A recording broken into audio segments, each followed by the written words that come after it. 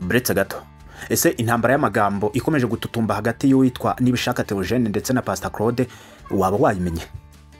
Niba utigeze uyimenya cyangwa se ukaba wayibonye ahandi ariko ntusobanukirwe ibyo barimo barapfa, igihe ni iki ngiki noneho wicare utuze hanyuma wowe untize amatwi nkubwire ikibazo nyir'izina nawe cyahereye. Ndagushimiye cyane wowe wakanze subscribe, ndetse nawe niba utarayikora ndagira ngo urebe munsi y'ino video hanyuma ukande awanditse ijambo subscribe kugira ngo tujye tubasha kubana no mu bindi biganiro bigiye bitandukanye. Iyi ni Ahabona TV, nge mugiye kubana muri iki kiganiro Ishoboye Kizo nk'ibisanzwe. Ndagushimiye cyane. Noneho mbere yuko nkubwira ikibazo nyir'izina kirimo kiratera aba bagabo kugeza nubwo baza kurwana imbere ya kamera kandi tuzi neza ko ari abakozi b'Imana. Narimvuze ngo ni abakozi b'Imana ariko ndibeshye. Impamvu nibeshye niyi: aba bagabo nubwo tubazi ku mbuga nkoranyambaga bavuga ko ari abahanuzi abandi ari abapasteri, ariko nyamara ntabwo ari abanyabo, kubera ko ibikorwa bo ubwabo bakora ndetse n'amagambo bavuga ibyo nibyo byonyine bishobora kukwereka ko atari abakozi b'Imana. Mbere yuko nkomeza ndagira ngo banze wumve aya magambo bo ubwabo bivugiye, hanyuma uze kuza kuba wamenya ese koko ni abakozi b'Imana nk'uko bigaragaza imbere ya kamera. Dore amajwi ni aya ngaya. Uyu nguyu yitwa Nibishaka Theogene, hanyuma nyuma ndakumvisha nayo witwa Pastor Claude, hanyuma dukomeze. Kanyoko naragutabaje wa mugabo, naragutabaje jewe wa murizo amabyiyumiye mu kibuno wabanje ukiga ugashaka guha abandi. Hari inkunga nigeze nkwaka, kireka ngufashe nkagushikira. Uwo no wita umuhanuzi Nibishaka Theogene. Nawe ujye unyumvira amagambo baba bari kuvuga, hanyuma uze gusesengura urebe niba koko ari umukozi w'Imana. Mbere yuko nkomeza iki kiganiro hanyuma nge nababwira ikibazo nyir'izina, ndagira ngo nanone ubanze wumve amagambo uwitwa Pastor Claude nawe yagerageje kuba yavuga. Dore amagambo nayo. Jewe niyamye imbwebwe zose, wabyumvise? Imbwebwe zose zimuka ngo ukimara kumva amagambo y'aba bagabo bombi, ndagira ngo unyemerere nanjye mbivuge gutya: imbwa yihunguye ivumbi hanyuma yicara ku meza.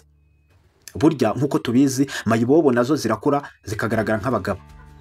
Aba bagabo ukimara kumva aya magambo bo ubwabo bisoreye mu kanwa kabo kandi tubazi nk'abakozi b'Imana, wahita uvuga ko ari za mayibobo zigenda.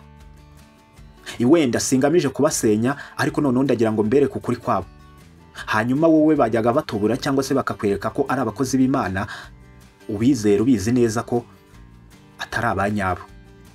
Aba bagabo nk'uko tubizi ku mbuga nkoranyambaga bavuga ijambo ry'Imana, ariko ibi ngibi babikora nk'akazi, kubera ko n'ubundi nk'uko mubizi akazi karabuze. Bivuze ko abantu bose akazi barimo baragerageza gukora ari akangaka ko gukora ibiganiro ku mbuga nkoranyambaga, bityo babe babasha kuba babona ikibatunga. Aba ngaba bajya kuza babanje kuba ari inshuti, baramenyerana, hanyuma baza kwamamara turabamenya. Nibwo umwe yaje avuga ko ari umupasteri, undi aza avuga ko ari umuhanuzi. Ariko nyamara wareba ibyo bahanura cyangwa se bigisha ukabona ni ibinyoma gusa. Ngira ngo nimba wibuka neza uwitwa Nibishaka Theogene ubwo yahanuraga ko Nyabugogo izahinduka inkambi, ibyo ngibyo yahise atabwa muri yombi, ndetse asobanura avuga ko yararimo arashaka umukate. Hanyuma uwitwa Pastor Claude nawe amaze kubona ko ibintu byo kwigisha Bibiliya bisa nkaho biri kugenda bikendera cyangwa se abantu bari gukomeza kugenda babavumbura, yahise abivamo ibyo kwigisha hanyuma azana ibyo gusesengura. Ibyo ngibyo abantu bakomeje kugenda bamutera imijugujugu bavuga ko ari igisaza cyari kikwiye kugenda kikicarana n'abana cyangwa se akareba kandi kazakora, kubera ko gusesengura atari ibintu bye. Yakomeje kwima amatwi abakomeza kumuca intege, arakomeza arahatiriza kugeza n'ubu nibyo bimutunze. Aba bagabo rero kugeza ubu ngubu nta n'umwe uri kuvugana n'undi, dore ko bahurira no mu kiganiro bakenda kurwana. Ngira ngo nta n'iminsi ibiri iciyemo ubwo bahuriraga mu kiganiro ahasanzwe hakorerwa ibiganiro, n'ubundi aba bagabo bombi barahuye baraserera hafi no kurwana, dore ko barimo barapfa uwitwa Pastor Mutesi. Mu minsi ishize uwitwa Nibishaka Theogene yahanuye ko urugo rwa Pastor Mutesi ngo rutazamara kabiri. Ibyo yabivugaga kubera ko yari yahanuriye uwitwa Pastor Mutesi amubwira ko ngo hari umugabo wo mu diaspora ugiye kuva hanze akaza akamurongora. Ibyo yabikoraga kubw'indamu. Hari umugabo wo mu diaspora utuye mu gihugu cy'Amerika wari warahaye amafaranga uwitwa Nibishaka Theogene aramubwira ngo ndagira ngo umpuze n'uwitwa Pastor Mutesi. Ibyo ngibyo urabikora nk'ubuhanuzi kubera ko mu minsi ishize cyangwa se mu myaka yatambutse twagiye tubona uwitwa Pastor Mutesi avuga kuri kamera agaragaza uwitwa Nibishaka Theogene avuga ko ngo ari umuhanuzi yemera, bityo n'abantu bari bakwiye kumwizera. Uyu mugabo rero wo muri Amerika yahaye amafaranga uwitwa Nibishaka Theogene, aravuga ngo n'ubundi nabonye ko uwitwa Pastor Mutesi muvugana dore ko banabanye, ndagira ngo ugende umwumvishe ko mukunda ndetse ko niteguye kuzamubera umugabo. Nibwo uyu Nibishaka rero yagaragaraga kuri kamera avuga ngo uwitwa Pastor Mutesi agomba gutegereza umugabo uvuye muri Amerika w'uruhara. Ibyo ngibyo Pastor Mutesi ntabwo yigeze abyitaho kubera ko yari ari mu rukundo n'uwitwa Fredina kandi barimo barapanga ku bana. Nyuma y'uko Nibishaka Theogene abonye ko ubukwe bwarangije kuba cyangwa se bamaze gusezerana n'undi mugabo, yahise atangaza ko nibaramuka banabanye urugo rwabo rutazaramba. Aho ngaho abantu bose bahise bamutega amatwi, hanyuma bamugabaho igitero mu buryo bw'amagambo. Uyu Nibishaka yabaye nk'uwihishamo, hanyuma araceceka kubw'ikimwaro ndetse n'amafaranga yari amaze kurya mu diaspora, bityo ibyo yari yamusezeranyije byose ntabimugezeho. Uwitwa Pastor Claude yakomeje kugenda avuga ko Nibishaka Theogene ari umuhanuzi w'ibinyoma kubera ibyo yari amaze guhanura kuri Pastor Mutesi. Nyuma yaho rero baje guhurira mu kiganiro, hanyuma baracakirana.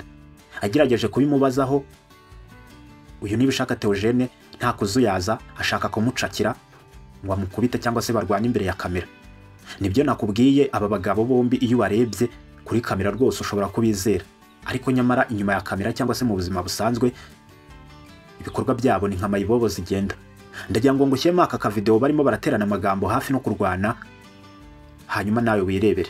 Dore video ni iyi.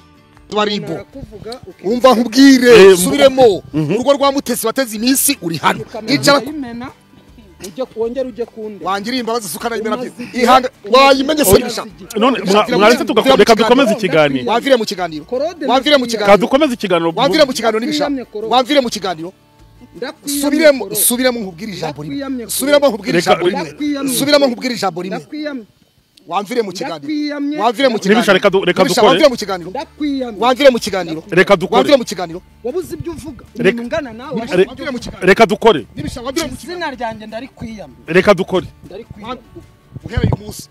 Ngira ngo urabyiboneye aka video barimo baraserera. Ubundi narakubwiye ngo hano niho honyine uzajya ukura ukuri kuzuye, ndetse ibyo wabonye hanze cyangwa se wabonye ahandi mbikuzanire mbishyira ahabona. Hano dushyira ukuri ahabona ndetse tugashyira n'ikinyoma ahabona. Niyo mpamvu batwita Ahabona TV. Ukimara kubona iyo miserero rero yarakomeje kugeza n'ubwo bacakirana hafi no kurwana, dore ko uwitwa Nibishaka Theogene yabwiye ngo arakubita cyangwa se aramena umutwe uwitwa Pastor Claude. Ndagira ngo wirebera aka video noneho uko byakomeje nyuma Nibishaka Theogene arimo arabwira Pastor Claude ko ari bumumena umutwe.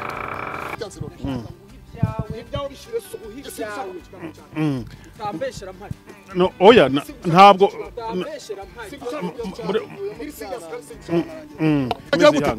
uragira gute nyirankabi nkabutabera nyirankabi ndakwiyani toka shitani twaje wachi tunga bikoro hari wachi subiramo wachi urongera kumvuga ndagusatura urwo ruhara sawa. Ngira ngo urabyiboneye. Ese intambara y'amagambo iri hagati ya Pastor Claude ndetse na Nibishaka Theogene iraza gukizwa nande? Kwaba bagabo twari tuzi ko ari inshuti none bakaba basubiranyemo. Nyemerere rero tugane ku musozo. Nshimira cyane wowe wafashe umwanya ukareba iki kiganiro kuva ku munota wa mbere kugera ku wanyuma. Ndagushimiye cyane wowe wakanze kuri subscribe, ndetse nawe niba utarayikora ndagira ngo urebe munsi no video ukande aho handitse ijambo subscribe, hanyuma tujye tubasha kubana no mu bindi biganiro bigenda bikurikira. Nge mwumvaga kuri mikro Ishoboye Kizo nk'ibisanzwe. Ibiganiro byacu nakagaruka. Ciao ciao.